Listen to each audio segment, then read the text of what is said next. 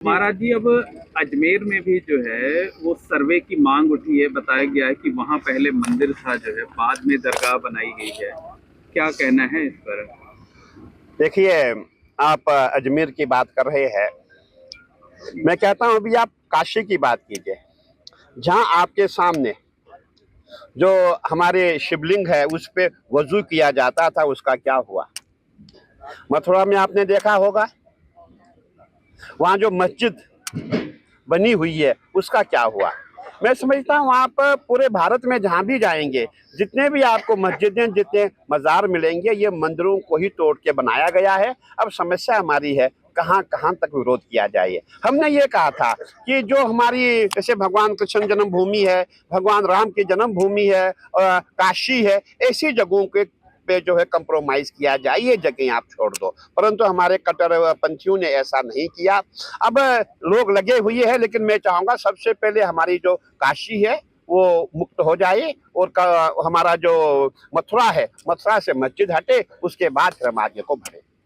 तो ये मामला आगे बढ़ना चाहिए या अभी इन बाकी मामलों को भी रोक देना चाहिए, चाहे संभल का हो चाहे अजमेर का हो? देखिए, समस्या ये हो जाती है, जो आने वाली हमारी पीढ़ी है वो कहेगी कि हमारे हिंदू कायर थे।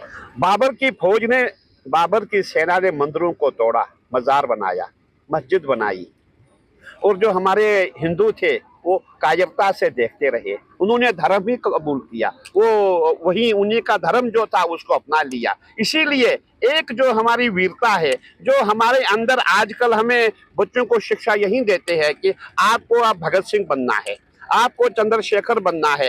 अगर हमारे अंदर वीरता है, हम वीर है, तो हम इन चीजों को बचा सकते हैं। आपने देखा होगा उस समय भी हमारे हिंदू थे, जब राम मंदिर को तोड़ के मस्जिद बनाई गई, काशी में मस्जिद बनाई गई, उस समय भी हिंदू थे। लेकिन हिंदू ने कभी नहीं चाहा हम विरोध करें, हम लड़ाई करें, हम झगड़ा करें। हिंदू ने यही कामना की, सर्वे भवन्तु सुखना। वो सर्वे भवन्तु सुखना हमारे लिए गुनाह हो गया, वो सर्वे भवन्तु सुखना में हम लोग लुट गए। इसीलिए अब हमें जो है सर्वे भवन्तु सुखना पे हमें भगत सिंह बनना पड़ेगा, हमें चंद्रशेखर आजाद बनना पड़ेगा, हमें सुभाष चंद्र बोस बनना पड़ेगा, हमें धर्म की रक्षा करनी पड़ेगी, हमें गुरु गोविंद सिंह बनना पड़ेगा। हमें धर्म की रक्षा किसी भी हाल में शस्त्र से और शास्त्र से, जिससे उचित लगे उससे हमें धर्म की रक्षा करनी पड़ेगी। महाराज जी, नागा सन्यासी तो इसी के लिए जाने ही जाते हैं कि वो शस्त्र में पारंगत होते हैं।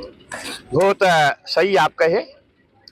जो हमारे अखाड़े हैं, हमारे अखाड़ों की जो परंपरा है, वो परंपरा इसीलिए बनाई गई है, हमारे अखाड़ों की जो स्थापना हुई है इसीलिए हुई है कि हम सनातन का जो जितने भी हमारे जैसे साधु संत, जितने नागा है, आपने देखा होगा इससे पूर्व में 1947 से पहले जब मुगलों का शासन था, अंग्रेजों का शासन था, उस समय सनातन की रक्षा हमारे नागाओं ने ही की है। उस समय जितनी भी लड़ाइयाँ जो है हमारे नागाओं ने ही लड़ी है। लेकिन अभी जब से 1947 के बाद हमारे जितने भी नागा संत है, सभी जो है उनका जो शस्त्र हाथ में था वो शस्त्र उतर गया। कहने का तात्पर्य हमारा यही है कि हमें अब दोबारा शस्त्र हाथ में रखना पड़ेगा और शस्त्र से और शास्त्र से हमें सनातन की रक्षा करनी पड़ेगी।